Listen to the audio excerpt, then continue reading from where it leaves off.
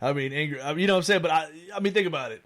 He's a little more stiffer in the hips. Nah, I don't know. Ingram to me is a superior back to Devontae, and I like Devontae Freeman. I don't like him as much after all the injuries, but to me, talent wise, it's not even close. I'm talking about strictly running style. But see, to me, I know you've always viewed Ingram as not having one's better than one's worse. No, I understand. Running style. I think Ingram. I'm just saying with Ingram real quick. I always thought Ingram was a lot more elusive. No, I get it. To Devonta Freeman. But to me, this is where I always liked Mark Ingram. I'm just going to say this. Mark Ingram to me has been always more elusive than I think you're giving him credit for. He can juke a guy and still run somebody over in this process. That's to me, and I don't hate Latavius Murray. I like Latavius Murray. But Murray to me is like a Derrick Henry. There's downhill, run you over kind of guy. Ingram could shake you out your shoes or run you over. And I'm not saying Ingram's Barry Sanders. Obviously, he's not. His elusiveness not elite level. But his power is elite level, and he has really good elusiveness to back with it. That's what I'm saying. You know what I'm saying? Freeman doesn't have that same power level. I see that with Helaire, though. His whole game is elusiveness and picking the right hole and manipulating defenders in the second level. Right. I think Helaire's got. See, to me, Helaire shows that Ingram, because I've seen that ability to run a guy over. I see the pass receiving, decent blocking, a willingness to block at least. I think they could get Helaire, and it'll be a huge acquisition for them. But Atlanta, here's my problem with Atlanta. What's the deal with Austin Hooper? I'm not in love with Hooper, but I think he has grown into that offense the last couple of years. Hooper's going to get $10 million open. That's what I'm saying. He's gone. He's probably gone. Defensively, now you're relying on Calvin Ridley and Julio. That changes the scope a little bit. What's going on with the running game, and maybe they invest in another receiver. Yeah, well, but that presents a hole. That presents a hole all of a sudden. But we all know tight end takes 2 to 3 years to develop. So, you have a hard chances of finding a tight end unless they do what the Saints should do to get a second tight end is look at guys that have been given up on by the original team and guys that look for later breakouts like a Gerald Everett, some guys from that class. I tell you, well, Hooper's got 70 catches back-to-back seasons. So, you know what I'm saying? They've involved the tight end. Hooper. That's what I'm saying. But they can't afford to keep Hooper, and pay him that kind of money. They got to address those other areas. They already said they're going to let him hit the open market. Oh, absolutely. That means he's good as gone. Yeah. Another tight end that was, very intriguing to people. It looks like he's going to get franchised. Hunter Henry.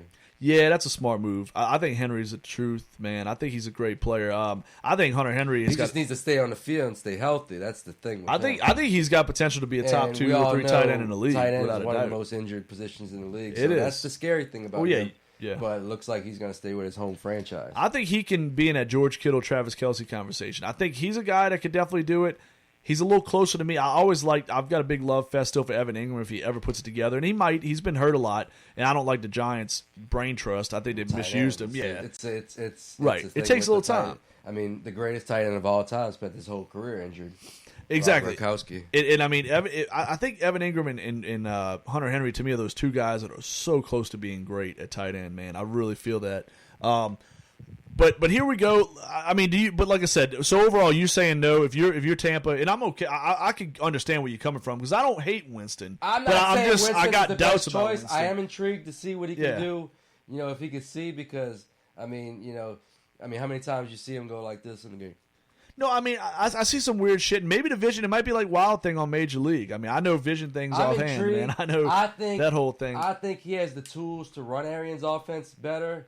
If he cut down the interceptions in half, and that's a tall task for anybody. But if you're the GM right now, I think his arm matches the talent that you have on the team best. 2 years. If I'm a GM at Tampa, this is the deal I want Jameis Winston to sign. I want 2 years, $30 million.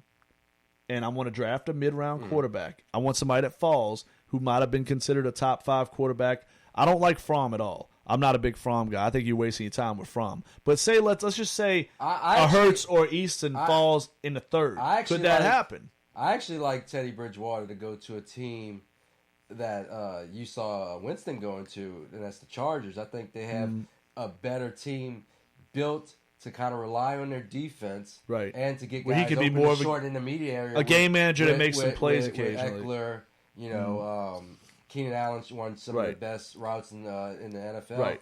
And if you want to take a deep shot every once in a while, right? Mike Williams. So you're saying like a less pressure, intermediate part of the area, like a less pressure spot for him. See, to me, that's why I always like Chicago. I don't want him to be carrying a team. Chicago's a good. That's why I think Chicago. Well. And you're hearing about the Bears going after a veteran quarterback. Everybody keeps thinking Andy Dalton. I think that'd be a terrible mistake for Matt Nagy. If I'm Chicago, I'm knocking on Teddy Bridgewater's door. I really think. I think I'll be honest with you. I think he could win a Super Bowl there. I'm gonna say this: every other team that he could possibly go to, I don't see Teddy winning. Well, seriously winning over these next few years. Yeah, but at Chicago, I think that could be a Super Bowl contender within a year or two. Yeah, I mean, if they completely cut the cord on Trubisky, I think they can do that. I don't know if the numbers work otherwise. If they can get out from underneath Trubisky's contract and completely cut the cord. Well, where they're at right now with the cap. Other than that, they're gonna. Let's see if we can get where they're at the cap. Because remember, they cut Taylor Gabriel. It's a guy we kind of hoping the Saints take a look at least. And let's real quick while you're doing that, Taylor Gabriel. If you're a Saints, front office personnel kind of guy right now, are you looking at 2 or 3 years at like $7 or $8 million? Does that sound reasonable? I mean, you don't have a ton of cap space. Is Taylor Gabriel signing with New Orleans for 3 years under $10 million? You think that's possible? Honestly, best case scenario, he comes in to be the third receiver. But I would even be thrilled with him being a secondary guy. If you're gonna run a more run heavy approach and get Taysom Hill on the field more. Yeah. There's a lot of receivers in this draft, developmental guys that you could go get if you trade down or trade up at certain points, to get that extra draft pick. The Saints, that you just have a feeling that they're going to get their hands on a really good guy in the 4th, 5th, or 6th round. Yeah. Well, and that too. Mel Kiper already said. And I mean, the math is just off, but he already said 25 receivers are going in the first 2 rounds. Really? So 20? That's what he's saying. That's what he said. He's a little off his rocker. I think he's fucking high as a kite. That's just to give you an idea of the depth of the receivers. It is deep. So there are going to be guys that slip into the 4th, 5th, and 6th round. Receivers are weird, and you just have to get the right one. Traquan obviously bombed, but they also have a lot of success in their recent history as well. Absolutely. I mean, that's when the Saints go high on marquee names. Come out the draft. I would say marquee are really good players. Maybe not like superstars. I mean, Brandon Cooks not a superstar, but he's a really good receiver. He's a guy who was 80 and 1,000 every year before last year, just about. You know what I'm saying, in his career. Mark Ingram's a 3-time Pro Bowler, really good running back. They've done well when they found these guys come out of college. The Saints, when they go early on them, they traded up for both guys. I still think the Saints could get that corner. That's what I want them to go after, corner. I think they need to put another lockdown guy alongside Lattimore for the future stretch. But in the second round, if Sean Payton's sitting there, and let's say a Ruggs fell, or Justin Jefferson, I always call a guy Jordan. Let's say they fell, or Rieger, you guy you like a lot. Let's just say one of these guys falls, and they're sitting there around 45 or 50. I think Payton's going to have too much of an itch. He's going to be on the phone with Jeff Ireland. Hey, let's get a fucking deal done. I love this guy. Let's go get him.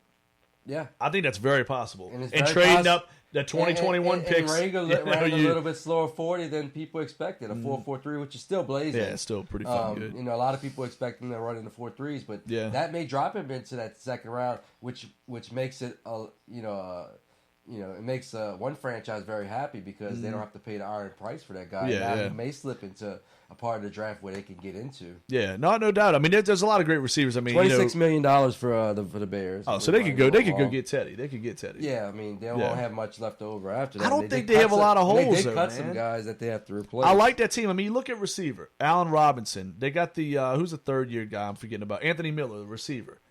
Burton to me is not much to write home about at tight end, but he's serviceable. They signed a guy who I would have been happy if the Saints went after, another guy in that development curve area where he can break out at some point if he gets with the right team. Demetrius Harris from the that's the word that they're picking him up. They already signed him. So it's like the Olsen thing. They agreed in principle already. I mean, I know officially it won't happen. They agree in principle. I don't know what the numbers in that. We don't know what that's going to dig into. But Harris is what they needed because Burton to me is not sexy. Burton's very vanilla. He got shown up a little bit. Burton in the Eagles is best as a second. Absolutely, second tight end. Absolutely, a guy that can help always argue with Knowles about that. He's a guy that can help you get a first down in a pinch when you run 2 tight end sets. But I don't want him out there being the main guy. Well, he doesn't block good enough, and he's very vanilla. Well, this gives a team that's going to be a physical running team because it's Chicago. You play a lot of cold weather games in November, December. The wind is a factor because you're sitting right there on Lake Michigan. As much as Knowles doesn't want to believe that ever, it is a factor. If you go to Chicago, you understand it. You know what I'm saying?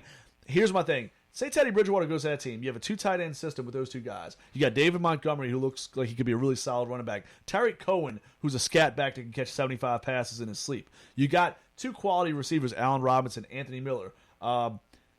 Pretty good offensive line. That's a good offense with Matt Nagy calling the plays. Honestly, it would kill the dynasty value of my guy, but I can see that team drafting another running back in the second round. Why not? They don't have a first round pick. Power That's run game. another thing that helps. Yeah. That's another thing that helps this team with the salary cap. They don't have to pay a first round pick salary. And that's what I'm saying. They don't have a lot of holes. That's what I'm saying. They don't. The defense. That's the best defense in the league. People are going to get a short memory and say, "Oh, whatever." 2 years ago, we all knew that was the best defense. That is the best defense in 2021. As much as I love the passing game, just in the situation that where they play football at, and just the team identity. Yeah. I could see them drafting another running back. Yeah. Going heavy run game and rely on a short and intermediate passing. And they're built that way with Teddy. With Teddy. I mean, think about that. If you have David Montgomery, let's say a Swift fell or Elaire. With David fucking Montgomery, those two backs with a good offensive line, two solid tight ends, solid receivers, with the best defense in the league, Teddy managing the game the way he did those 5 games, Matt Nagy's not a stupid guy. He's watching that tape. He knows he can pull off similar things what Peyton did. The guy I really like is Cam Akers. I think if they I've heard a lot. Florida State, huh? They had the worst offensive line in the NCAA, and the guy stood at 30 yards. He's nasty, man. He had 2 yards of run. He had 2 running yards before contact for the entire season. Say at the Saints, 2 yards before contact. Yeah, it's crazy. It's crazy. It's crazy. He had 1,200 yards after contact. That's pretty fucking awesome. No, but here's my thing. 3rd round, Saints are sitting there. Say that guy's on a board somehow. Is there any way the Saints can pass on that guy at that point? Given the Kamara contract, a guy who may slip to the 3rd round because he did nothing at the combine. Who's that? And Sean Payton has an infatuation with Ohio State players, J.K. Dobbins. That could happen. And I'll tell you this, and this is what I think too. Is it just me, or I don't buy running backs at the combine? Now, if you do what Barkley did, that's one thing. But I'm more looking at, to me, the 2 positions that could fuck a guy at a combine more than anything, to me, is receiver and corner. Because it's all about 40 time. A receiver, look at Kelvin Harmon, how much he fell over his times.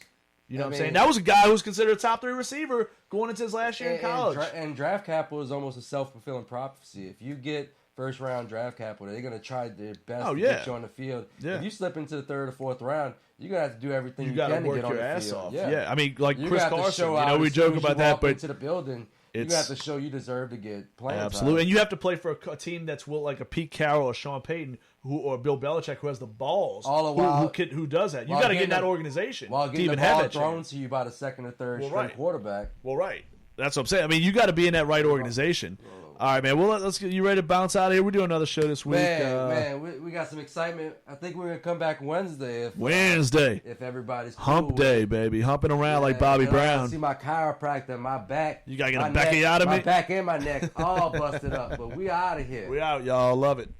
Saints and Sinners. Saints and Sinners, Tailgate504.com. Go now. Pirate hooker.